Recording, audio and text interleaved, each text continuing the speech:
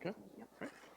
We will bring the meeting to order, and I will remind everyone that the council meeting is web streamed. So prior to the council meeting, there was a brief closed session, and it was moved by Councillor McCann, seconded by Councillor Borneman, pursuant to Section 239(2) and 3 of the Municipal Act SO 2001 C25 as amended. Council of Corporation Town of Parry Sound moved to a meeting closed to the public in order to address a matter pertaining to proposed or pending acquisition or disposition of land for municipal or local board purposes. It was the CP station, and I will actually, Vanessa should sign that. Well, this isn't open, right? Yeah. So I can.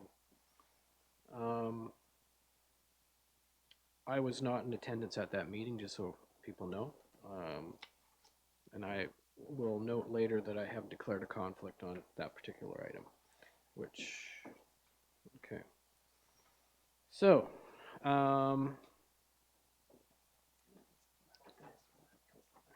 yeah, so we're going to have Councillor Backman sign that. And that was carried. Any additions or prioritization of the agenda? Nothing that anyone's aware of at the moment. Okay. Mover and seconder to have accept the agenda, the May 7th, 2019 be approved as circulated. Councillor Backman, Councillor McCann, all in favor? That's carried. Any disclosure, pecuniary interest, or the general nature thereof? So, 631, actually that's in closed, and 7.1 in open. I will declare a conflict on due to my wife being the executive director for the Festival of the Sound. Okay, I'll give you that. All right, so now we're going to a public meeting. So ladies and gentlemen, we're now going to take a few minutes to hold a public meeting to hear any interested persons with regard to two matters. One, a proposed zoning bylaw amendment under Section 34 of the Planning Act, and two, a proposal to establish fees pursuant to the Building Code Act.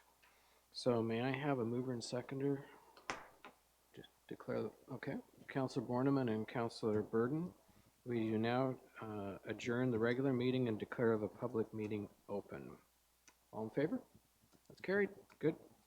Ms. Johnson, with reference to the first matter, could you explain how the public was notified of Z 1903 32 Riverdale Road, Laforme, Hubert?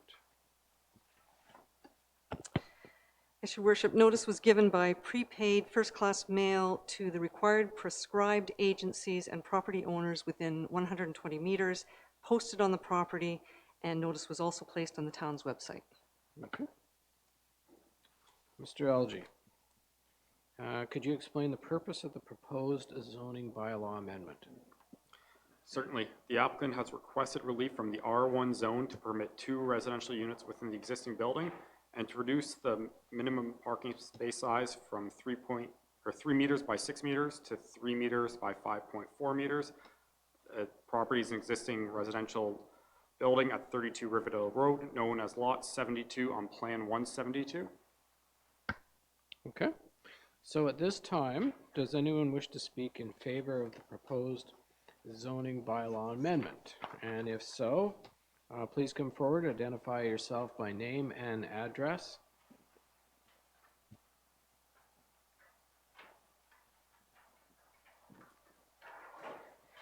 Marie Laforme, owner of 32 Riverdale, and we are in favor of the rezoning. And Matt Hubert. Okay. Yeah. All right. How's everything? Yep. Okay. All right. Is there anyone else that wishes to speak in favor of the proposed zoning bylaw amendment? Seeing no one else, does anyone wish to speak in opposition to the proposed zoning bylaw amendment? And again, if so, please identify yourself by name and your address.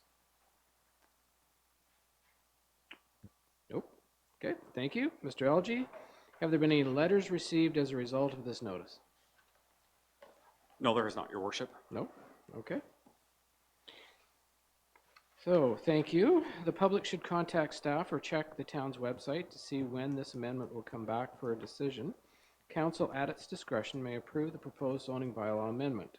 If so, it must either circulate notice of passing of the bylaw or give notice in the local press. Objections to the passing of the bylaw will be received by the clerk within 20 days from the date of such notice is given, which objections will be forwarded to the local planning appeal tribunal. If an appeal is submitted and the appellant has not provided council with an oral or written submission before the passing of the bylaw, the local planning appeal tribunal may choose to dismiss the appeal. Thank you. So, moving to the second matter of the proposed fee for alternative solutions considered under the Building Code Act. Ms. Johnson, could you explain how the public was notified of the proposal? Notice was given by advertisement in the newspaper and was placed on the town's website. Okay. Thank you. Mr. Este, can you explain the purpose of the proposed fee? Certainly, Your Worship. The Building Code Act and the Building Code itself make provision for compliance through the use of alternative solutions. The prescriptive part of the code is reasonably straightforward to review, but alternative solutions require great care during review since goals and objectives of the code must be evaluated, and the alternative solution must be compared to an acceptable prescribed solution. Since this takes extra staff resources, it makes sense to levy a suitable fee to offset this cost in staff resources. And background regarding this was provided with the notice on the town's website and has been circulated. Okay, very good. So at this time, does anyone wish to speak in favor of the proposed bylaw amendment? If so, again, please come forward, identify yourself by name and your address. Nope, okay. Does anyone wish to speak in opposition to the proposed bylaw amendment? Nope, okay.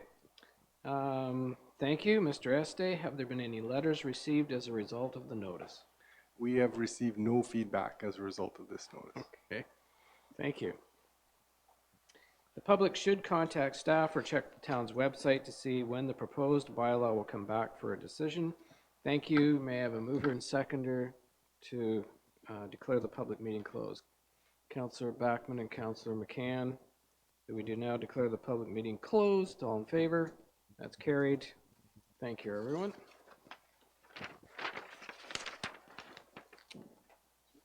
Okay.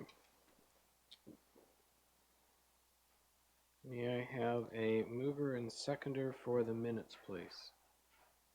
Councillor Keith, Councillor Burden. The minutes from the regular council meeting held April 16th, 2019 be approved as circulated. Any discussion on those minutes? Seeing none, all in favor? And that's carried. Questions of staff? Councillor Keith and then Councillor Borneman. Thank you. My first question, I got two. One is for Mr. Brown, the other one is for Mr. Thompson. Mr. Brown, my question is, I realize that flooding has been a concern in various areas, not just the Parry Sound area, and we know the Muskoka area of flooding, but I'm wondering in our area and the town of Parry Sound, any flooding that occurred, what steps have we taken in reference to plans and that so that we can mitigate for future concerns occurring? Have we been able to do anything so that, say, next year, if there's a situation, we've kind of got Plan A in order ahead of time? Through your worship, the only location that we had some substantial flooding was on Parry Sound Road, behind the hospital. We have I've had extensive conversations with the members from the hospital as well as the private property owners. And we're still in discussions with CN Rail where the line goes underneath it as well. And we'll be reviewing that entire area over the summer individually and collectively to ensure that there is a way that we can alleviate that. But it's always a possibility that the line had partially frozen. There's not much that we can do about that. But we are in communications with the property owners to make sure that it doesn't happen again. And my second question is for Mr. Thompson. I realize that the long weekend, probably for the anxious people, will soon be coming, and I realize we have had wet weather. There's no doubt about that. But just in case things get warmed up, I'm wondering what is the process for when you start fire ratings? When will that actually start? And in number two, the second part of that is, do we have some sort of like a visual wheel or something like that that's outdoors that people can say, oops, so they start becoming aware of where the wheel is and start to look at it even if it isn't real hot for the long weekend? Through you, Mr. Mayor, to Councillor.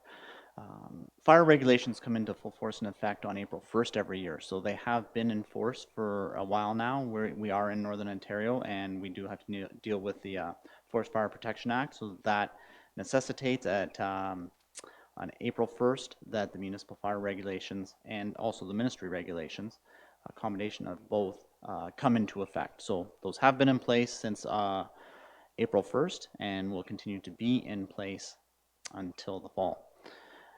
With regards to residents' ability to understand the ratings and where they're at, we do have 3 visual sites that they can clearly see and identify what the rating is at any given time. We have 2, one on the south entrance on Bow Street coming into town, as well as one on the north entrance on Church Street coming into town. So that does capture a vast majority of people coming into town. We also have a 3rd site at the waste transfer station where we have a visual sign. In conjunction with that, we work together with our neighboring municipalities to always maintain the same fire ratings.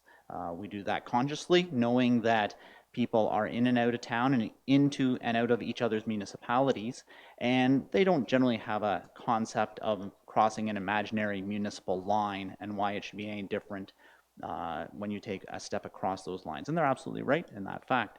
So we do work in conjunction with our neighboring municipalities. If you see a sign in Seguin or in Carling or in McDougall, they should be the same as what ours is here in town. So we try to make sure it's a consistent message that's going out there to the public.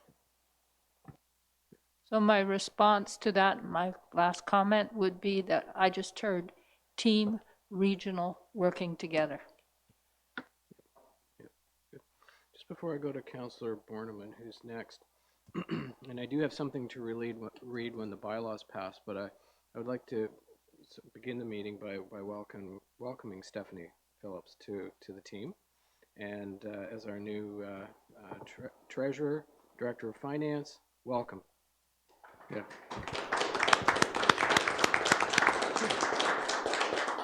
Thank you so much. So happy to be here. Good.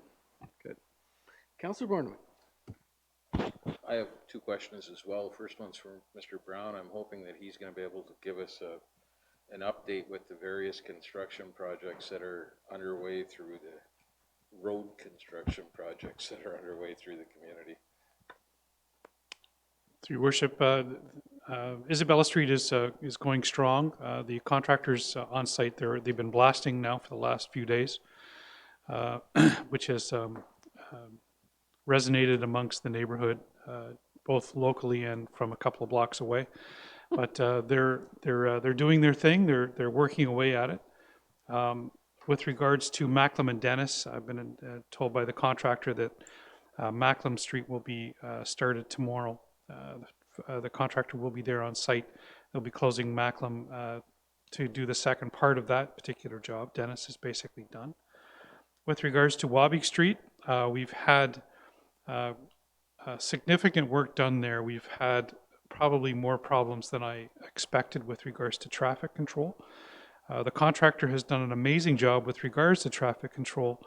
All the Book 7 information, all the proper signage, all the proper traffic lights. But we still had members of the public, no fewer than 6 each time, drive through the red lights. So that causes a huge concern for myself as well as the members of the contractor. And it's very disconcerting that there are people that are putting the public and the employees at risk. So I was hoping that I didn't have to close Wabick Street, but I will be closing Wabick Street to local traffic only, probably starting next week for a couple of months. Now, that will mean that the contractor will be able to have unfettered access to that particular road, as well as be able to work that much harder and that much quicker. There will be partial closures in the sense that at the end of each day there will be one lane, as we do at Isabella Street, but during the day it'll be closed to local traffic. It's unfortunate, but I'm just very concerned that certain members of the public are not following the proper procedure and putting the staff at risk, and I won't have that. So we will be doing that as of the next week. There will be signage, there will be detours, and I will do my best to identify the issues on the Twitter page for the Town of Parry Sound Public Works Department. Which if anyone's on Twitter, they should tweet that out so that you gain a broader thing. I know I do. I try to do that so that it's garnering more visibility. But before I go back to if you've got another question, I will say I was talking to a local contractor that was with Mr. Brown just a little while ago, and somebody went through the red light or whatever, and how tenacious, he said how tenacious Mr. Brown was going after this person, got the license number, and the person was, I guess, confronted by the police for going through. So that's good. Thank you. Councillor Bourne, you... My second question is for Ms. McNamara. I can see the beehive back at the back of the room. Oh, that was a compliment. Ms. McNamara, what Parry Sound really wants to know is how the renovations at the Bobby Orr Community Center are going from the phone calls and emails that I get. Through your worship. Thank you very much for that, Councillor Borman. Everybody in town should be pleased to know at the Bobby Orr Community Center, the floor's out. We have over 3 feet of beautiful sand in place that has been compacted as of last week. Currently laying insulation. Everything's on time right now. Things are looking great. Just to add to that, I take it there probably wasn't any insulation under the floor before? Very minimal. So this upgrade should help with the actual function of the ice, and Absolutely. great, okay. Councillor McCann. Thank you, Mr. Mayor. For Mr. Brown, a couple of questions. After one of the last major rainfalls we had a couple of weeks ago, staff was great in getting out and getting the pylons out to warn motorists about potential dangerous areas. Can you, for those who have had some washouts, I know there's been a couple of bad ones on Louisa Street and one on Brenda as well. What is the process that these things are being repaired, and should the residents contact your office if they've got a big wide open hole in the front of their yard? Usually it's on town property in these cases that I'm aware of. Through your worship, we have a protocol where we identify the worst case ones and go after them first. But just to be clear, we have to call for locates on every single one that we do, and they're typically 5 to 7 days for the locates. Then we have to assure we have the proper equipment and the staff and the manpower to get the work done. So we do have a list of work of culverts and washouts that we do have to do, including the one on Brenda, including the one on Louisa Street, including the ones on Edward Street. If a property owner has a washout on private property, it's something that we can't help them with. If the property owner has a washout on the town road allowance, we certainly would appreciate a phone call if we haven't reached out to them yet. That we would be happy to help them and put them on the list of ones to do. There are a lot to do this year because of the high water, and the rains that we've had, but we're getting to them as quickly as we can. Excellent. And so my other question then again with regards to maintenance on the roads, before we get too used to summer and the snow comes again, now that the roads have dried up, it looks like the lines have all but disappeared on a lot of the roads in town. And I just wondered when line painting will be underway again once again this spring. Through your worship, we cannot do any line painting until the ambient temperature of the road warms up. And it has to be a steady temperature. Because of the cold nights, we still can't get it done yet. We have a contractor that will be coming up again this year to do the line painting for us, as well as we do a lot of the stop blocks and the parking spots ourselves. So we are lining up to do that. We typically don't go after them until after the May 2-4 weekend. The other thing is that we have to sweep the roads, and our street sweeper has been out virtually every day. And when the night crew was out, they were out at nighttime trying to get the sand off the road, because we won't paint until the sand is off. So we're working at that. So we're hopefully the next, you'll start seeing some line painting done probably within the next month. That's great. Thanks very much. Okay, any further questions? Seeing none, correspondence, Ms. Johnson. Get the right piece of paper.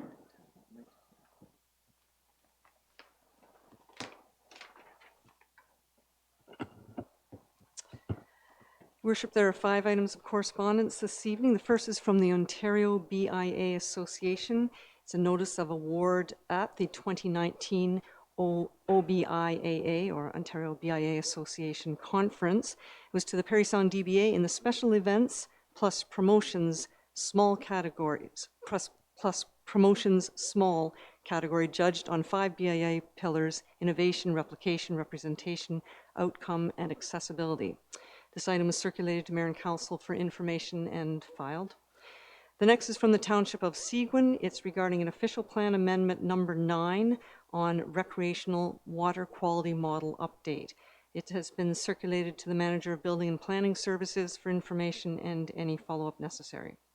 The third item is from the 295 McPherson Squadron of the Royal Canadian Air Cadets.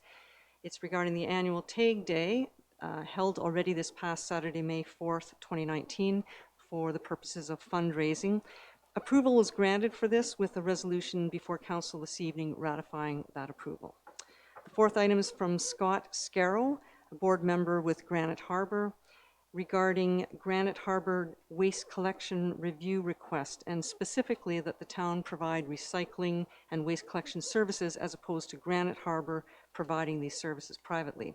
This has been referred to the Director of Public Works for follow-up. The last item is from Ryan Michaelis, the McHappy coordinator of the local McDonald's. And that item is an invitation to Mayor and Council to volunteer during McHappy Day tomorrow, Wednesday, May 8th. It is a fundraiser for Ronald McDonald House Charities as well as local child and youth agencies. So this item has also been circulated to Mayor and Council for their information and opportunity to participate if available. Okay, thank you. With regard to item 4.4 on the correspondence, do we need direction for a review of this particular topic, or are we going to be given a report back on the waste situation? Mr. Brown? Through your worship, I don't think we need direction. I will follow up with a report. Okay. I'll have to speak to the Treasury Department as well about this, because I know that Rob Beaumont was dealing with this particular issue for some time, Okay. as was the previous treasurer. Okay. All right. It Very will good. be forthcoming. Okay, thank you. We don't have any, the one deputation that we had has been canceled. So if there's anyone wishes to make a deputation at this present time? No? Okay. On with the reports, and we'll start with Councillor Keith tonight. Yes, good evening, Mr. Mayor, fellow councillors, the staff, and the public. I attended the well, it is public, but anyways, the Police Service Board Committee meeting, and basically the municipal stats for this quarter compared to the same time in 2018 overall are down.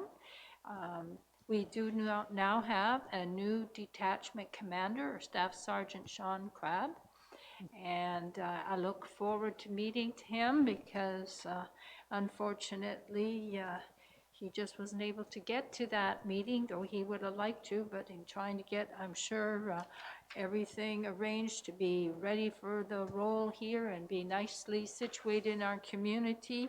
That was a long drive for him to get all his extra articles, and the meeting was it was closer to the time that he was first hired. So sometimes we can't be everywhere and do everything all at the same time, but we'll have lots of opportunities, I'm certain of that. I wanted to mention that today, just as next Tuesday, between 4 and 8 p.m., there will be the vulnerable service checks.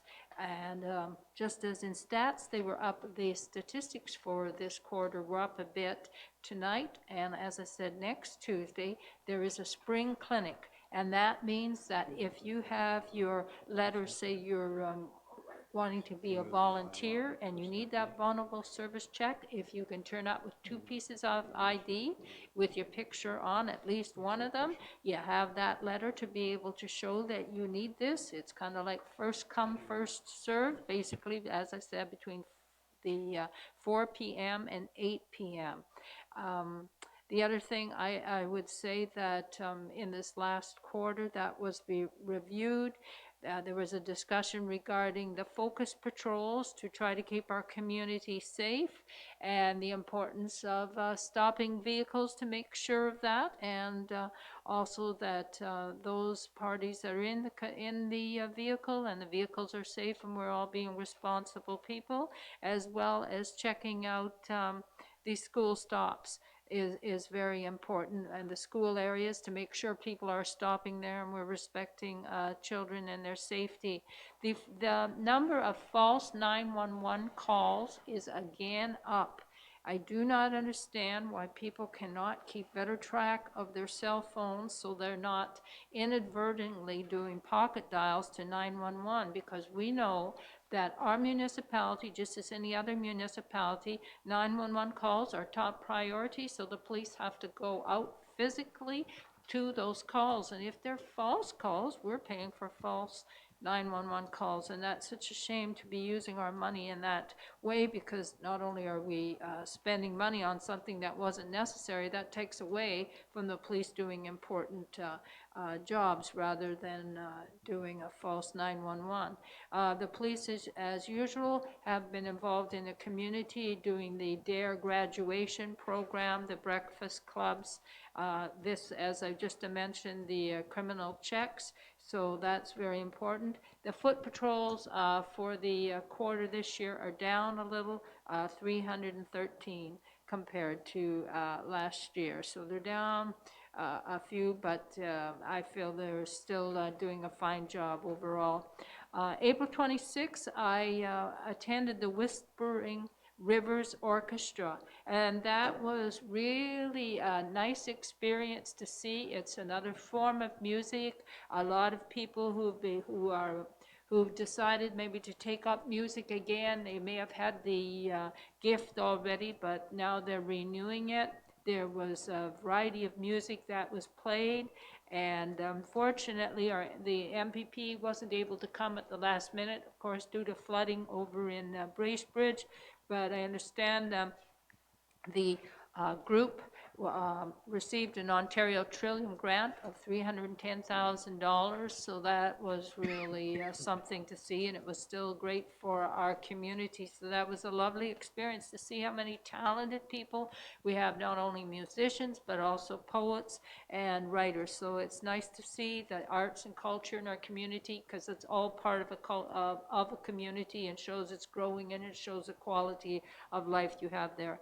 And the last thing I did was I thought it was very important. It was my second time of viewing it, but I attended the viewing of Indian Horse that was at the James Street Center more recently, and it provides you with an Indigenous perspective of the atrocities that were done to Indigenous people over the years, and certainly it provides an opportunity to better appreciating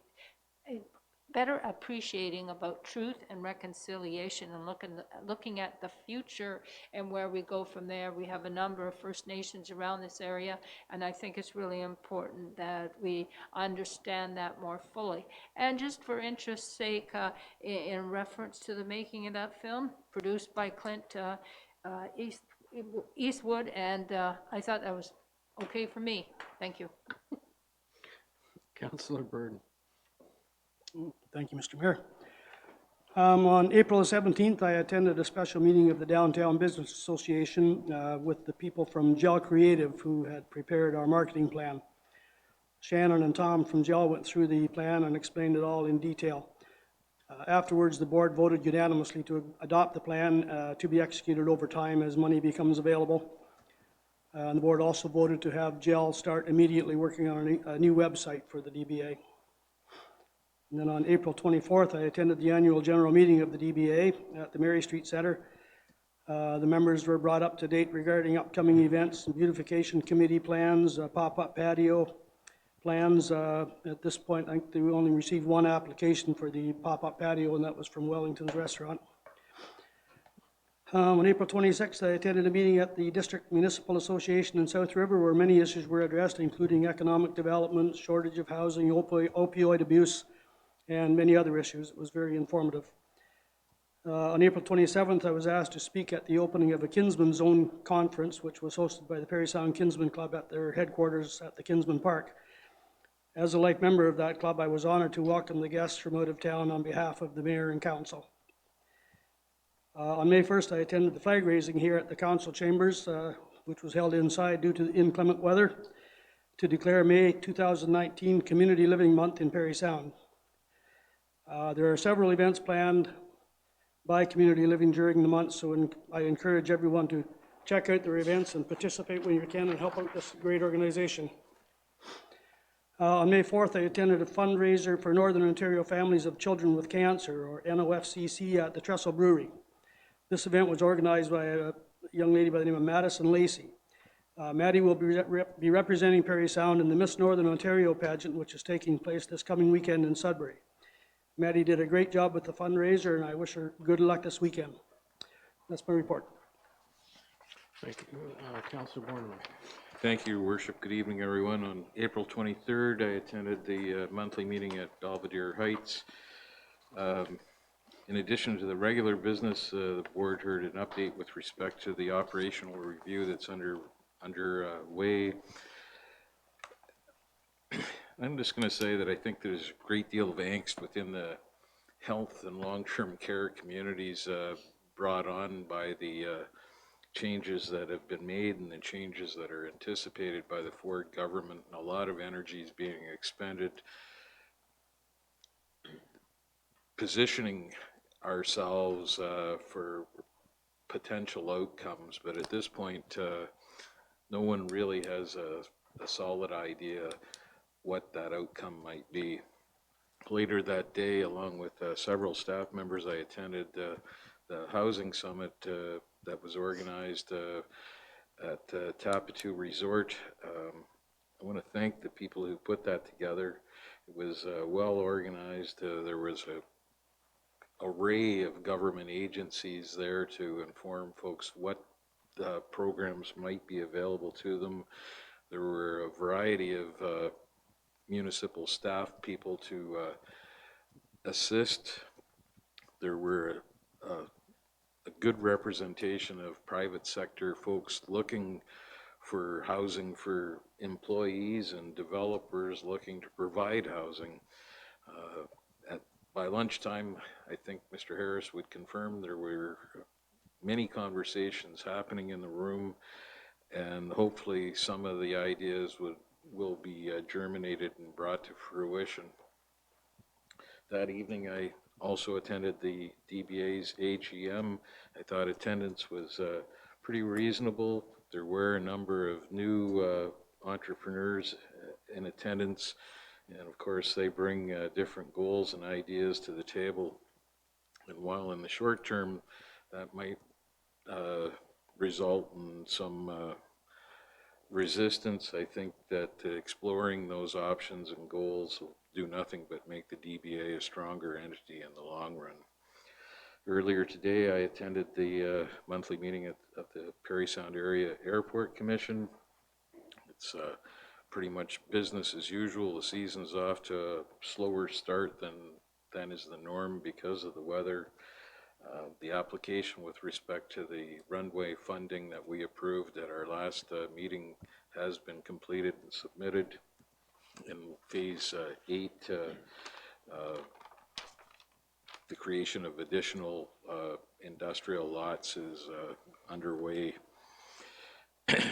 Tomorrow, this is sort of on behalf of Councillor Horn and the people at the Bobby Orr Hall of Fame Youth celebrations. Tomorrow is the closing date for nominations for this year's event.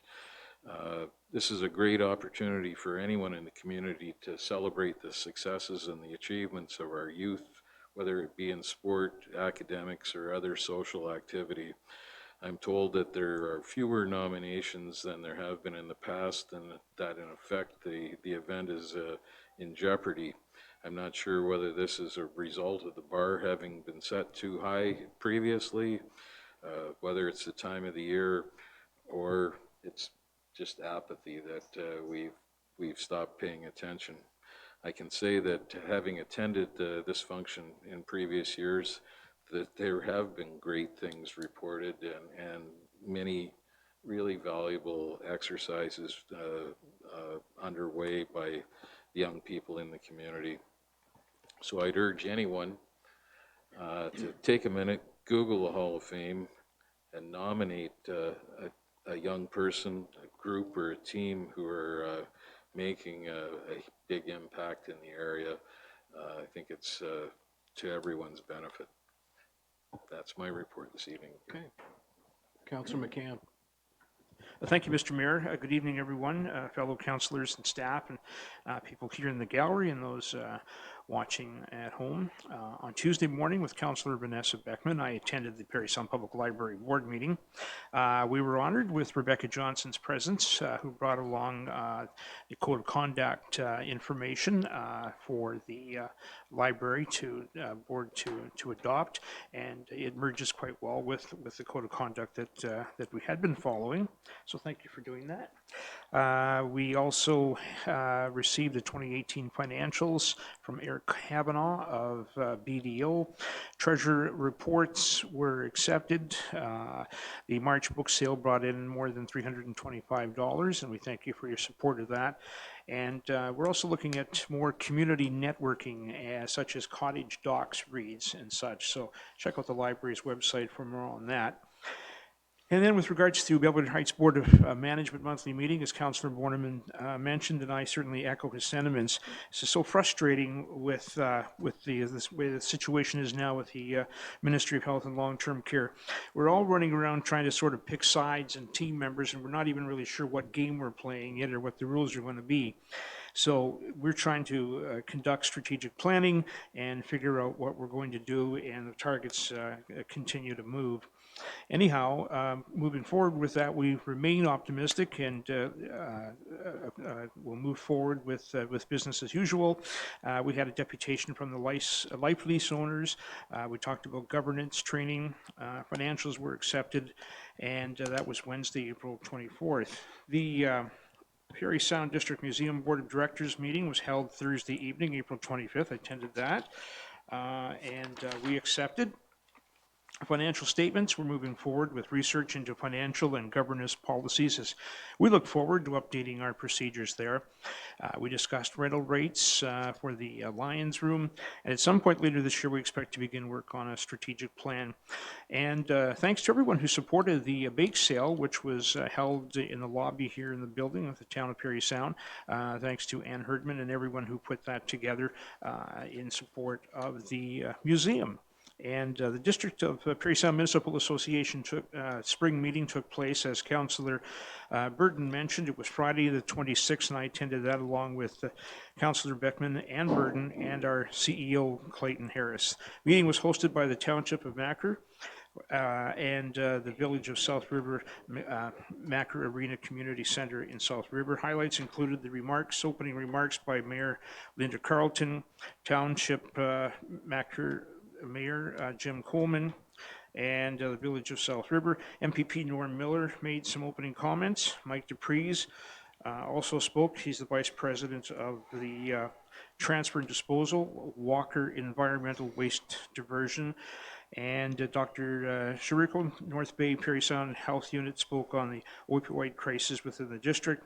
Our guest speaker was Dave Gray, with the Berks Falls and Area Community Economic Development, and Glenn Barnden, Regional Economic Development Officer in the West Parry Sound Bay and beyond. And it was interesting to listen to the gentlemen with their presentations.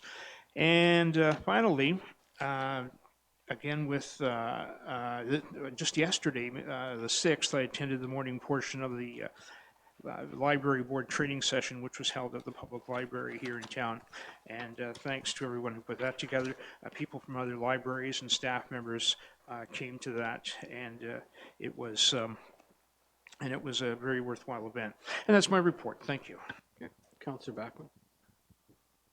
Thank you. Good evening, staff, council, and public. On Tuesday, April 23rd, I attended the monthly library meeting with Councillor McCann. As noted, on Friday, April 26th, I attended the Parry Sound Municipal Association district meeting as well with my fellow colleagues. On May 1st through 3rd, I attended the Ontario Small Urban Municipalities Conference, and will be providing a report at a later date. On May 4th, Saturday, May 4th, I attended as well with fellow colleagues, councillors and mayor, the NOFCC event held at the Trestle Brewing. And tomorrow through May 8th through 10th, I will be attending the Federation of Northern Ontario Municipalities 2019 conference, and will be providing a report at the next council. That's everything. Thank you. Okay. Thank you. Council, staff, and public. April 17th, I was in Toronto for a meeting with the Minister of Environment and his staff, and also an AMO Indigenous Task Force meeting. April 18th was an MOU meeting at Queen's Park. April 23rd to the 26th, I attended the Northern Ontario Municipal Association Conference in Thunder Bay, otherwise the organization is known as NOMA. A very well attended conference, a number of great sessions that were provincially and locally relevant. April 30th to the 3rd was the OSIM conference in Pembroke. Again, another well-attended conference. As in Muskoka, people are dealing with high water levels in Pembroke. The bridge going to the military base was actually closed for a few days, and our thoughts certainly go to all those areas where there is flooding. The devastation and loss that many are having to deal with is certainly tragic, and I mean, this part of it with all the flooding, but then when they actually get back into their properties and their homes, that's going to be pretty sad too, because there's going to be an awful lot of cleanup and damages, I'm sure, that are done. So certainly our thoughts go out to all of them. There were many great sessions at the conference, and two of the keynote speakers were Jeffrey Simpson, a well-known political pundit, and Andre Picard, who is an author and newspaper columnist. Mr. Simpson talked about the impact on Canada with what's happening in the United States, and Mr. Picard talked about Ontario's shifting health landscape and what it means for municipalities. We got a little bit of a punch today, as Chief Thompson and some know. So anyway, May 4th, I attended a fundraiser along with, I was mentioned, with MPP Norm Miller, Councillor Backman, and Councillor Burden in support of Northern Ontario families of children with cancer.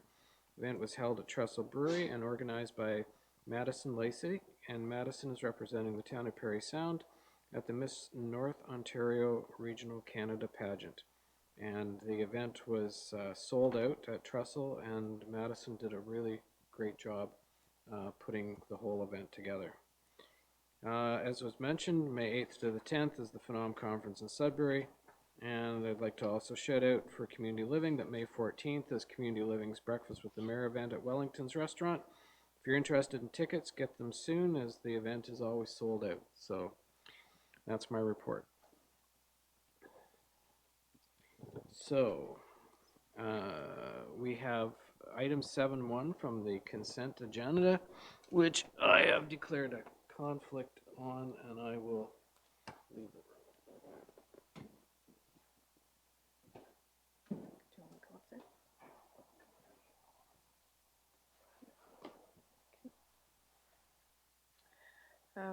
Item 6.3.1, recommendation to dispose of CP Station.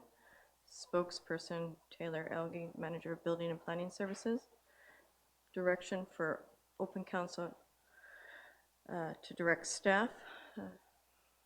Moved by Councillor Keith, second by Councillor Burden, that the council directs staff to advise the current tenant, Festival of the Sound, of the town's intention to sell the CP Station property.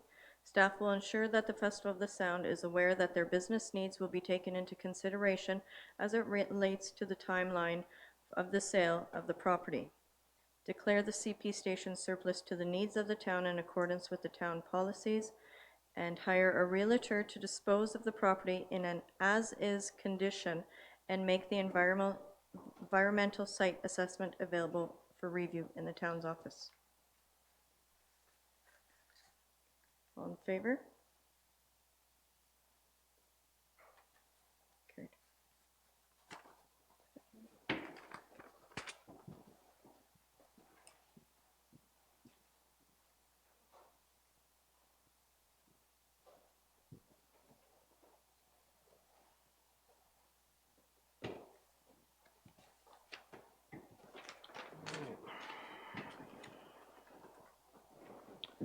Item 8.1, moved by Councillor Borneman and seconded by Councillor McCann, that the 295 1st and Squadron Royal Canadian Air Cadets request for a tag day on Saturday, May 4th, 2019 for the purposes of fundraising be ratified. All in favor? And that's carried.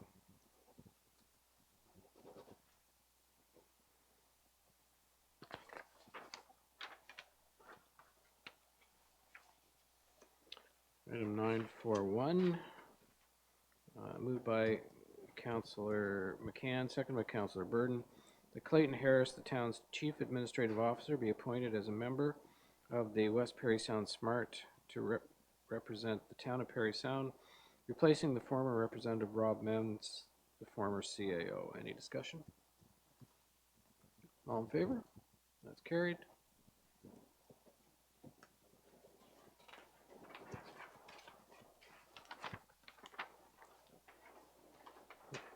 Oh, Councillor Borneman. Just as an aside to that, I'm glad that we're sending someone to represent us there, but it's been some time since we've heard very much, if anything, from West Parry Sound Smart Community. I would just ask and hope that at some point fairly soon that we have some sort of update as to where this is going, not just in this community, but the area, so as we can move forward.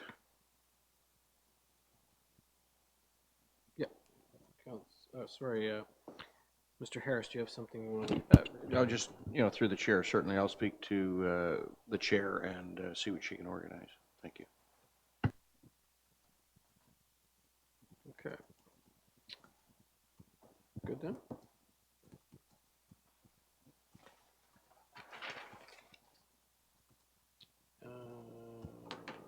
Let's see here. Direction. I need mover and seconder. Councillor Borneman, Councillor Keith.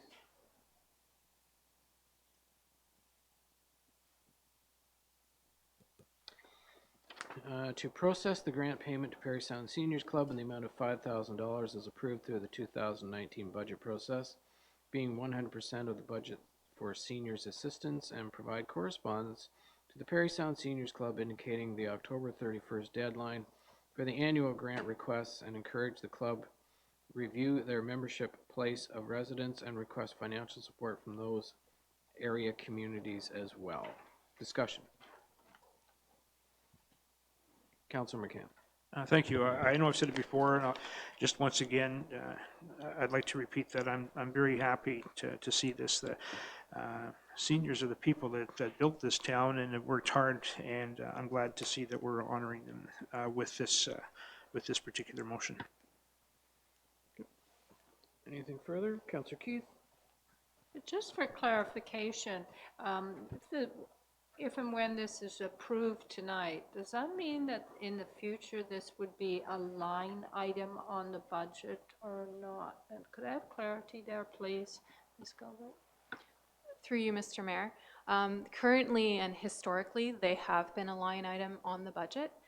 Historically, there has been a bylaw in place which identifies the maximum amount that the town would provide. This year, the amount that was approved in the 2019 budget is in excess of that bylaw amount. And basically the direction that's being requested would, as well as the bylaw following, requests that we get rid of the bylaw and just request that the senior center make a request like the library or the museum does annually for consideration during the budget process. Yep. So just for clarification, then, it would not be a line item per se. Through you, On the Mr. Mayor, budget. it would only be a line item if council decided to continue to maintain it as a line item. Anything further? I just a clarification question, because I'm going to make a comment in a moment. We did approve a bylaw change for further parking, like extended times down in that particular area, right, Chief Thompson?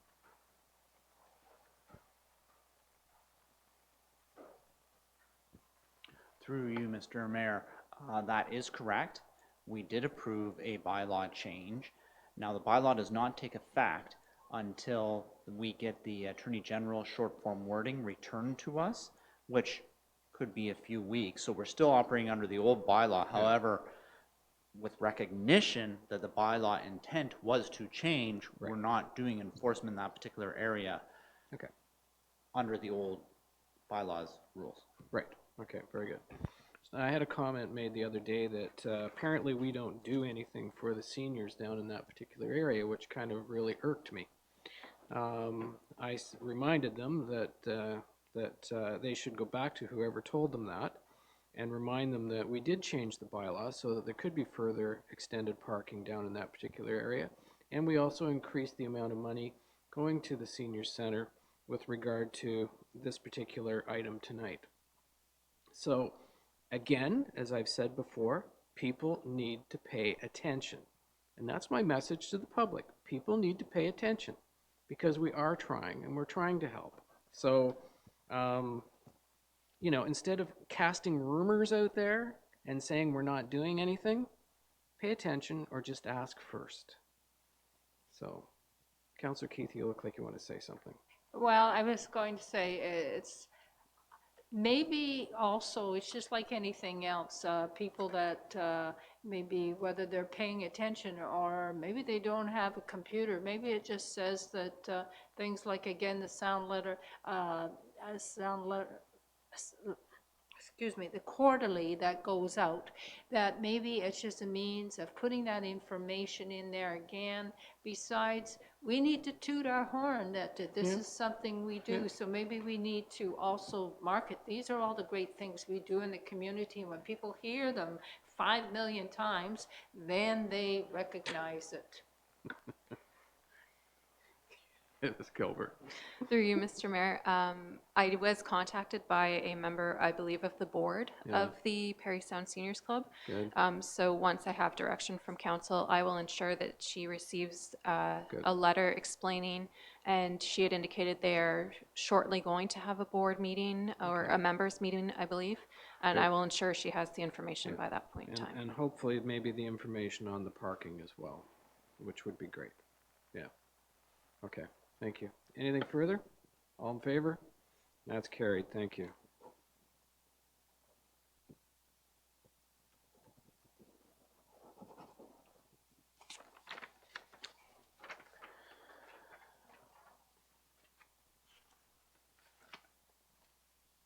Okay, item 10.1.1B. Moved by Councillor Burden and seconded by Councillor McCann, that bylaw number 2019-6917, being a bylaw to revoke bylaw 2001-4399, regarding an outdated funding provision for an elderly person center, be considered as read a first time. All in favor? That's carried. All members in favor of having the second and third readings? Carried. Moved by Councillor Burden and seconded by Councillor McCann, that the bylaw above mentioned be considered as read a second and third time, passed, signed, and sealed. Any discussion? All in favor? And that's carried.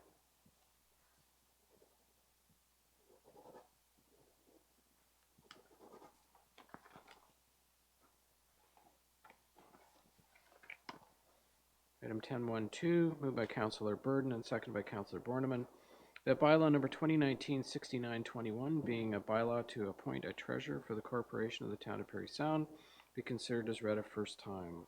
All in favor? And that's carried. All members in favor of having the second and third readings? Carried. Moved by Councillor Borneman, seconded by Councillor Burden, that the bylaw above mentioned be considered as read a second and third time, passed, signed, and sealed. All in favor? That's carried. So, whatever, I sign more after. So on behalf of council, I would like to welcome Stephanie Phillips as our Director of Finance and appointed Treasurer. Ms. Phillips started yesterday with the town of Parry Sound, and welcome. Ms. Phillips brings over 10 years' experience in both the private and public sectors. With each move, she has assumed more senior roles and expanded her experience. She started her finance career in Northern Ontario mining industry before moving to the municipal sector and eventually back to her roots in the Parry Sound area.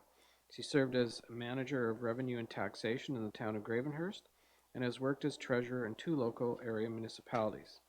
Ms. Phillips is a chartered professional accountant, or CPA, and has an honors Bachelor of Business Administration specializing in accounting from Nipissing University. She is currently working towards her Certified Municipal Officer designation, and we look forward to her joining the senior leadership team and utilizing these skills to full capacity here at the town of Parry Sound. Welcome.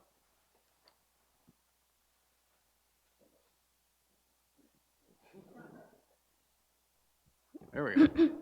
Thank you so much for the warm welcome.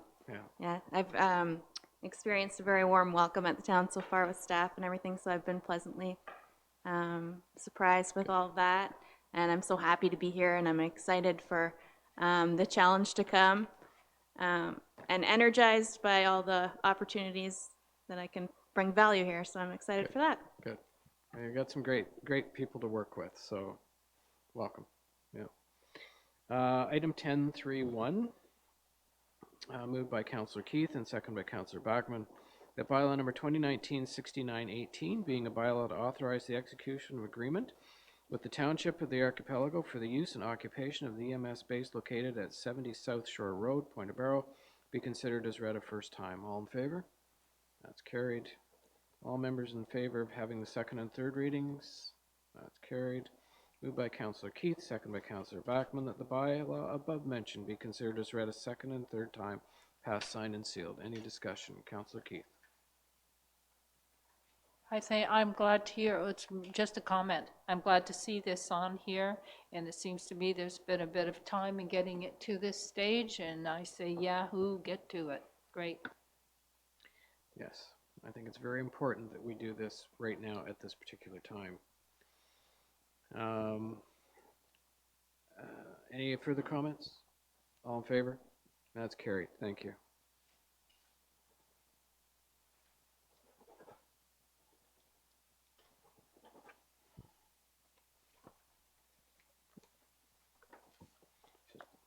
Heavy on the bylaws tonight. Holy smokes.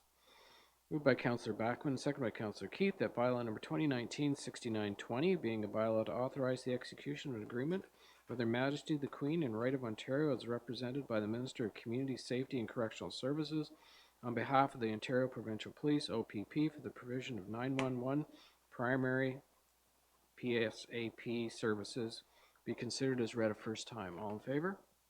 That's carried. All members in favor of having the second and third readings?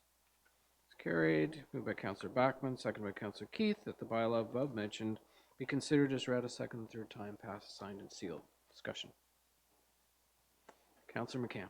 Yes, Chief Thompson, could you explain to us what this is all about? Through you, Mr. Mayor. The 911 system came into effect in the early mid-90s in this area, in the District of Parry Sound. Specifically, we'll talk about West Parry Sound. At that time, it was most effective. So this is prior to amalgamation with some of our area municipalities. So municipalities such as Foley and Humphrey were still in existence, as was the original McDougall prior to its amalgamation. At that time, it was thought that it would be a great joint venture to go ahead and do as a team, and it has been.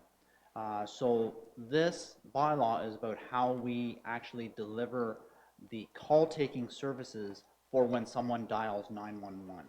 And what you have to have is you have to have a regional center point where all 911 calls flow into.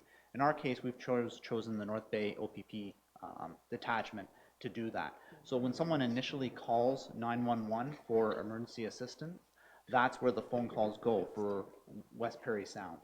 At that point, the North Bay OPP detachment filters that call and sends them to where they need to be. If it's a policing matter, it will get dispatched through the regular OPP dispatching service. If it's an ambulance call, it comes to the EMS communications center. And for all our West Parry Sounds, Parry Sound municipalities as well, if it's a fire call, it also goes to the EMS dispatching center. So this is about having that initial point of contact, and for us, that's the OPP. It's a very efficient and cost-effective way to do it as a group cooperating. McKellar is our lead municipality on this, and they have been from the inception in the early 90s. So they are the ones who administer the program, and that's how the system gets delivered. And just to follow, what does PSAP stand for? Well, I think it stands for Provision of primary safety answering point. Yeah. Right. Thank you, Sounds Stephanie. good. You win the prize tonight. Anything further? All in favor? That's carried.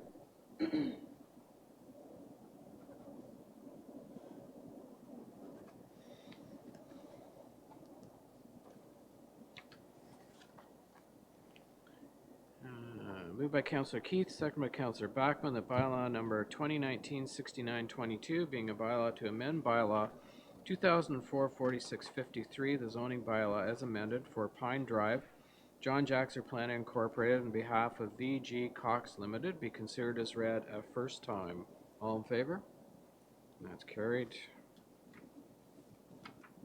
All members in favor of having the second and third readings? It's carried. Moved by Councillor Keith and second by Councillor Backman, that the bylaw above mentioned be considered as read a second and third time, passed, signed, and sealed. Any discussion on this one?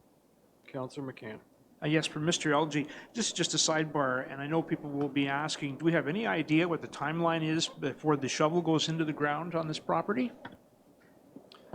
Through your worship, according to the deputation by John Jackson, they're hoping to be ready for this winter. I think that's a pretty ambitious timeline, but that's what they've stated. Thank you. Anything, Councillor Borneman? There, Mr. Elgie, when this was at a public meeting, there were some concerns that the Walmart owners had concerns with respect to this development. Have those been resolved, or where do we stand there? Through your worship, there's a direction enclosed that a pole sign renewal until January 31st, 2045 be brought forward. According to the proponent of the Walmart site, he said if this building's gonna be here, this pole sign will help mitigate the impact to my view, or the building's view, sorry. Thank you. Councillor Keefe. Yes, Mr. LG, I just wanted some clarification. In reference to parking spaces, is there now going to be a little bit of a reduction in parking spaces? Through your worship, is just a reduction to the size of parking spaces to 5.75 to 2.75 meters, but they have not requested a reduction to the amount. So what I'd like to be clear on is it does seem to me like in any public parking place, whether it's a hotel or it's parking anywhere, one of the things that I have become more aware of is people who are disabled and they use a wheelchair. Sometimes when these parking spaces are decreased, the size for the disabled spot gets decreased, and the person with the wheelchair, even though it's a designated spot, they're crunched and they have a problem getting out. So I'm wondering, when the size of the parking spaces are decreased, does that include the disabled, or would the disabled spots still stay as big as they should? Because you do see some places where disabled spots are smaller. Through your worship, it should not include the barrier-free spots. My understanding, according to the Accessibility Act regulations, is they have to put an aisle in between the barrier-free spaces to allow for wheelchair loading. So those spaces have not been requested to be reduced, nor would they be able to, because I believe that's a provincial regulation. Just for clarification, this comes about, who does the check afterwards to make sure that that doesn't happen? Through your worship, I do. And engineers as part of the site plan review. And if it did happen, then it would get rectified. Is that my understanding? Yes. Thank you. Taylor and his tape measure go out and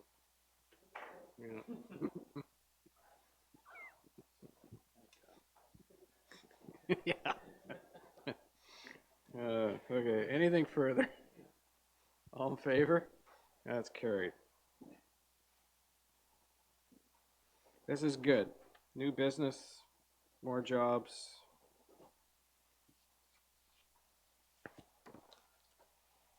Okay. Item 10.33B. I need a mover and seconder for the direction, please. Councillor Borneman, Councillor Backman.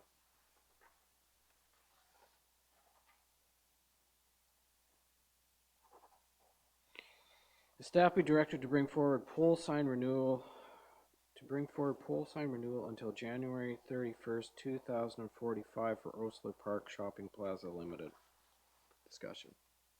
Councillor McCann. I'm just kind of curious about this, and I know I'm confusing one or the other, but generally when we hand out permits for signage, isn't it 5 years? What's the 2045 all about? Through your worship, the neighboring property owner has requested that in order to drop his objection to this proposal. This would be a variance, so it's directing staff to bring it forward to the next meeting. Or not the next meeting, it'd be at a future meeting, I should say. Okay, thank you. Anything further? All in favor? It's carried.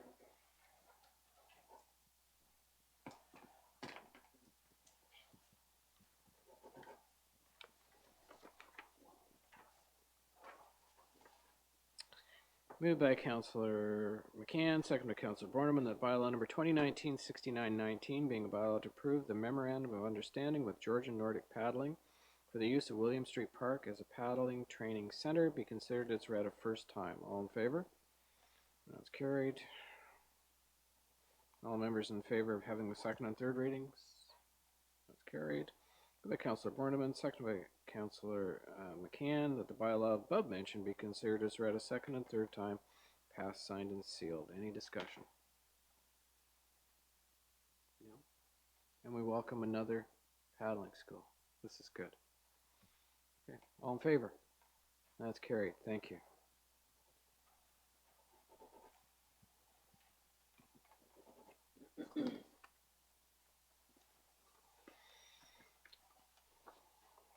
Moved by Councillor Backman, second by Councillor Keith, that bylaw number 2019-6923, being a bylaw to confirm the proceedings of council, be considered as read a first time.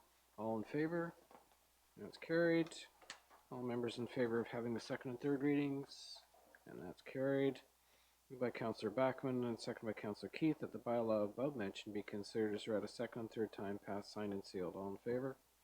And that's carried.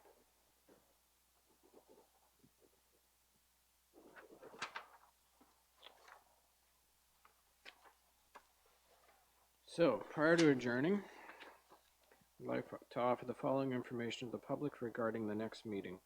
The next regular meeting of council for the town of Parry Sound is scheduled for Tuesday, May 21st, 2019 at 7 p.m. and will be held in the council chambers, top floor of 52 Seguin Street. Public access to the building is off Gibson Street. All regular council meetings are held at 7 p.m. on the first and third Tuesday of each month, except January and August, where only one regular meeting is scheduled. Regular and special meetings are now live streamed. Please check news and public notices on our website at www.parrysound.ca for instructions to watch live or to see earlier council meetings. Agendas, changes to the council meeting schedule, and notices of special council meetings will be posted on the town's website at www.parrysound.ca under news and public notices prior to a council meeting. The public is able to view an electronic copy of the complete agenda with attachments on the town's website. Just search council calendar and the date of the meeting. Should you wish to receive the combined agenda via email, you may make that request on our website or contact the clerk at the municipal office. The minutes of council meetings will be posted within 2 days after the council meeting on the town's website and on the bulletin board located in the municipal office entrance. Your TV will continue to air the regular Parry Sound council meetings on Saturday at 9:30 a.m. following a regular council meeting. For Cogeco listings, contact www.yourtv.tv. So thank you, everyone, and have a good night.